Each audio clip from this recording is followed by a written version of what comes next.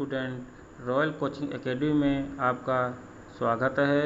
मैं विजय सर आज इस वीडियो के माध्यम से नंबर सिस्टम संख्या पद्धति आज का हमारा टॉपिक रहेगा। यह हमारा पार्ट फर्स्ट वीडियो है। इस वीडियो के माध्यम से नंबर सिस्टम का एक टॉपिक टाइप ऑफ नंबर संख्याओं का प्रकार, इसका आज हम अध्ययन करेंगे। संख्या क्या होती है और संख्या के कौन कौन से प्रकार हैं, आज मैं इस वीडियो के माध्यम से आप सभी स्टूडेंट को बहुत ही आसान भाषा में समझाने का प्रयास करूंगा। कृपया सभी स्टूडेंट मेरे इस वीडियो को अंत तक ज़रूर देखें। यदि यह वीडियो हमारा आपको पसंद आए तो कृपया मेरे YouTube चैनल रॉयल कोचिंग विजय को सब्सक्राइब करें, शेयर करें, लाइक करें। तो आइए हम स्टार्ट करते हैं टाइप ऑफ नंबर संख्याओं के प्रकार। संख्याओं के प्रकार जानने से पहले हम जानते हैं कि संख्या नंबर क्या होता है। तो संख्या जो होती है वो प्राय अंकों के प्रयोग से बनती है। तो देख लीजिए हमारी संख्या क्या है, ये 67 है। ये क्या है, 67 में 7 अंक है और 6 भी क्या है, अंक है। 7 जो है वो इकाई का अंक है और जो 6 है ये हमारा दहाई का अंक है। तो 67 को हम लोग लिख सकते हैं क्या, 60 + 7, अर्थात 60 को लिखेंगे 10 × 6 + 7, अर्थात जो हमारी संख्या होगी 10x + y के फॉर्म में होगी। y हमारा क्या होगा, इकाई का अंक, और x क्या होगा, हमारा दहाई का अंक। अर्थात जो संख्या होगी वो अंकों के प्रयोग से बनती है। अब आप बात करते हैं संख्याओं के प्रकार। संख्याएं मेनली 10 प्रकार की होती हैं। फर्स्ट हमारा है प्राकृतिक संख्या नेचुरल नंबर, सेकंड है पूर्ण संख्या होल नंबर, थर्ड है पूर्णांक इंटीजर्स, फोर्थ है सम संख्या इवन नंबर, फिफ्थ है विषम संख्याएं ऑड नंबर, सिक्स है भाज्य संख्याएं कंपोजिट नंबर, सेवंथ है अभाज्य संख्याएं प्राइम नंबर, एट है सहभाज्य संख्याएं कोप्राइम नंबर, 9 है परिमेय संख्या रेशनल नंबर, और लास्ट है अब परिमेय संख्या इरेशनल नंबर। अब संख्याओं के जितने प्रकार हैं उन सभी को हम अलग अलग डिस्क्राइब करेंगे। हमारा है प्राकृतिक संख्या नेचुरल नंबर। वे संख्याएं जिन्हें हम प्रायः गिन सकते हैं उन्हें प्राकृतिक संख्या कहते हैं। जनरली जिन संख्याओं को हम प्रायः गिन सकते हैं उन्हें प्राकृतिक संख्या कहते हैं। जैसे 1, 2, 3, 5, 7, 11, 15, मतलब कुल मिला के जिन संख्याओं को हम गिन सकेंगे वो हमारी क्या होंगी, प्राकृतिक संख्याएं होंगी। यदि जीरो एक प्राकृतिक संख्या नहीं है। उसी प्रकार -1, -2, -3, -10, -11 ये हमारी प्राकृतिक संख्याएं नहीं हैं। क्यों? क्योंकि हम जीरो को और निगेटिव संख्याओं को काउंट नहीं कर सकते, गिन नहीं सकते, इसलिए हमारी ये प्राकृतिक संख्या नहीं है। नोट देख लेते हैं, शून्य और ऋणात्मक संख्याएं प्राकृतिक संख्याएं नहीं हैं। सभी प्राकृतिक संख्याएं धनात्मक होती हैं। सबसे छोटी प्राकृतिक संख्या 1 होती है। सेकेंड टाइप हमारा है पूर्ण संख्याएं। पूर्ण संख्याएं मतलब होल नंबर। शून्य और प्राकृतिक संख्याओं के समूह को पूर्ण संख्या कहते हैं। यदि प्राकृतिक संख्याओं के साथ जीरो को शामिल कर दिया जाए तो हमारा पूर्ण संख्याएं बन जाएंगी। जैसे पहले प्राकृतिक संख्या क्या है, 1, 2, 3, 4, 5, उसके साथ जीरो को मिक्स कर दिया जाए तो 0, 1, 2, 3, 4 ये नंबर क्या हो जाएंगे, पूर्ण संख्याएं। जीरो और प्राकृतिक संख्याओं का समूह हमारा क्या होता है, पूर्ण संख्या होती है। नोट देख लीजिए, शून्य पहली और सबसे छोटी पूर्ण संख्या है। जो शून्य है वो पहली और सबसे छोटी पूर्ण संख्या है। सभी प्राकृतिक संख्याएं पूर्ण संख्या होती हैं। क्या लिखा है, सभी प्राकृतिक संख्याएं पूर्ण संख्याएं होती है, मतलब 1, 2, 3, 4, 5, 7, 8, 9 इत्यादि जो संख्याएं होंगी हमारी पूर्ण संख्या होंगी। लेकिन सभी पूर्ण संख्याएं प्राकृतिक संख्या नहीं होती हैं। यदि सही पूर्ण संख्या ले ली जाए, पूर्ण संख्या 0 से स्टार्ट होती है तो 0, 1, 2, 3, 4, 5, 6 इत्यादि ये हमारी प्राकृतिक संख्या नहीं होती। क्यों? क्योंकि प्राकृतिक संख्याएं 1, 2, 3, 4, 5 यहाँ से स्टार्ट होती है और पूर्ण संख्याएं 0, 1, 2, 3, 4 इत्यादि यहाँ से प्रारंभ होती हैं। थर्ड संख्या हमारी है पूर्णांक इंटीजर्स। प्राकृतिक संख्या शून्य और प्राकृतिक संख्याओं के ऋणात्मक मान के समूह को पूर्णांक कहते हैं। क्या होगा इसमें? प्राकृतिक संख्या 1 2 3 4 5 6 7 ये प्राकृतिक संख्या हो गई। शून्य और प्राकृतिक संख्याओं के ऋणात्मक मान मतलब कि -1 -2 -3 -4 -5 इत्यादि, ये जब आपस में मिक्स हो जाएंगी तो क्या बन जाएगा हमारा? पूर्णांक, इंटीजर्स। एग्जाम्पल है, यह है प्राकृतिक संख्याओं का ऋणात्मक मान, -1 -2 -3 -4, उसके बाद 0, उसके बाद प्राकृतिक संख्या 1 2 3 4। जब शून्य, प्राकृतिक संख्या और प्राकृतिक संख्याओं का ऋणात्मक मान मिक्स होंगे तो क्या बनेगा हमारा? पूर्णांक, इंटीजर्स। पूर्णांक प्रायः दो प्रकार के होते हैं, धन पूर्णांक पॉजिटिव इंटीजर, ऋण पूर्णांक निगेटिव इंटीजर। फर्स्ट, धन पूर्णांक।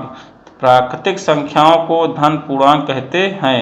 क्यों? क्योंकि प्राकृतिक संख्याएं ऑलवेज धनात्मक होती हैं, पॉजिटिव होती हैं, इसलिए धन पूर्णांक क्या होगा? प्राकृतिक संख्याओं को धन पूर्णांक कहते हैं। एग्जाम्पल 1 2 3 4 5 6 7 इत्यादि। ऋण पूर्णांक प्राकृतिक संख्याओं की ऋणात्मक संख्याओं को ऋण पूर्णांक कहते हैं। मतलब कि यदि प्राकृतिक संख्याएं होंगी उनका निगेटिव वैल्यू -1 -2 -3 इत्यादि क्या होगा? हमारा ऋण पूर्णांक होगा। शून्य ना तो धनात्मक है और ना ही ऋणात्मक है। शून्य जो है हमारा, उसे ना तो धनात्मक संख्या बोल सकते हैं और ना ही ऋणात्मक संख्या बोल सकते हैं। नेक्स्ट हमारा है सम संख्या, इवन नंबर।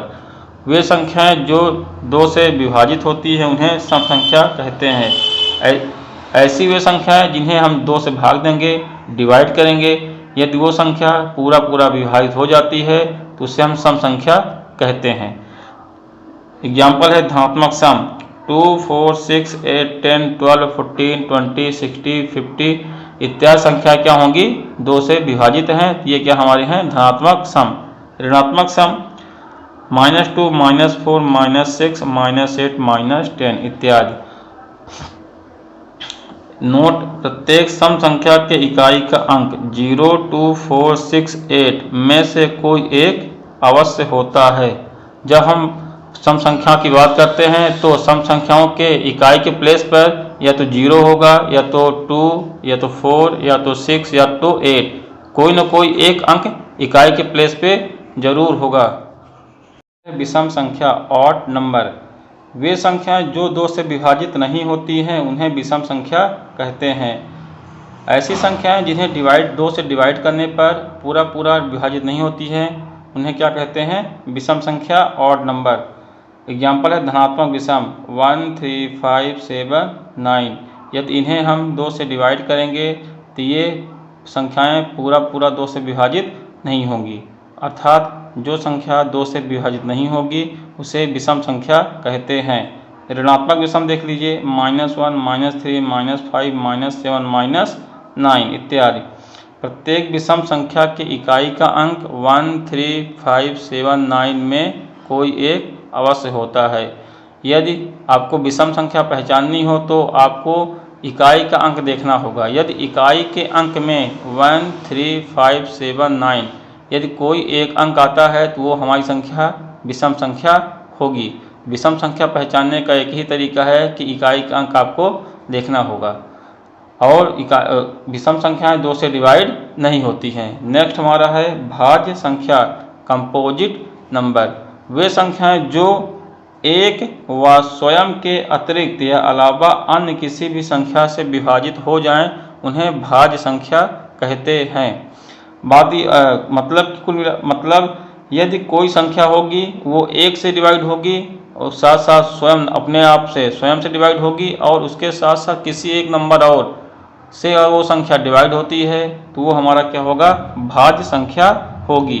एग्जाम्पल देखते हैं, 4 1 से डिवाइड है और 4 से डिवाइड है और 4 2 से डिवाइड है। तो ऐसी संख्या जो 1 से डिवाइड हो और स्वयं से डिवाइड हो और साथ ही साथ अन्य किसी एक संख्या 2 संख्या से और डिवाइड हो तो वो क्या होता है? हमारा भाज्य संख्या। 6 देख लीजिए, 6 1 से डिवाइड है, 6 स्वयं अपने आप में डिवाइड है और 6 2 से डिवाइड है और 3 से डिवाइड है। 20 देख लीजिए, 1 से डिवाइड है और 20 खुद अपने आप से डिवाइड है और 2 से डिवाइड है, 4 से डिवाइड है, 5 से डिवाइड है। मतलब ये है कि भाज्य संख्या एक व स्वयं के अतिरिक्त अन्य किसी संख्या से विभाजित होती है। 35 देख लीजिए, 1 से डिवाइड है, स्वयं से डिवाइड है, 35 से, 5 से डिवाइड है, 7 से डिवाइड है। नोट है, भाज्य संख्याएं सम और विषम दोनों हो सकती हैं। जो भाज्य संख्या होगी वो सम और विषम दोनों हो सकती है। एक ना तो भाज्य है और ना ही अभाज्य है।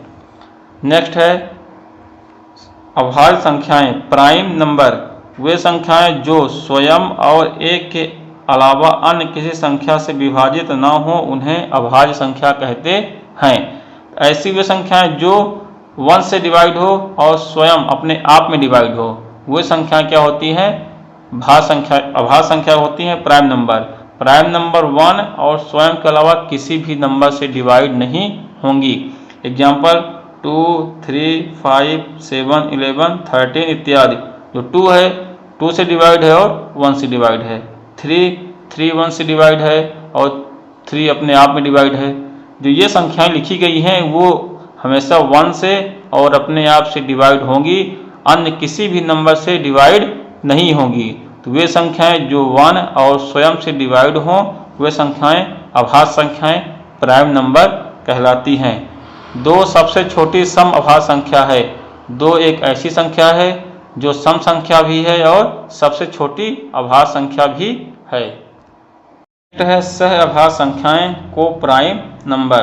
तो 2 संख्याओं का ऐसा समूह जिनका एक के अलावा अन्य कोई उभयनिष्ठ विभाजक न हो, उन्हें आपस में सह अभाज्य संख्या कहते हैं, अर्थात जिनका मासा 1 हो।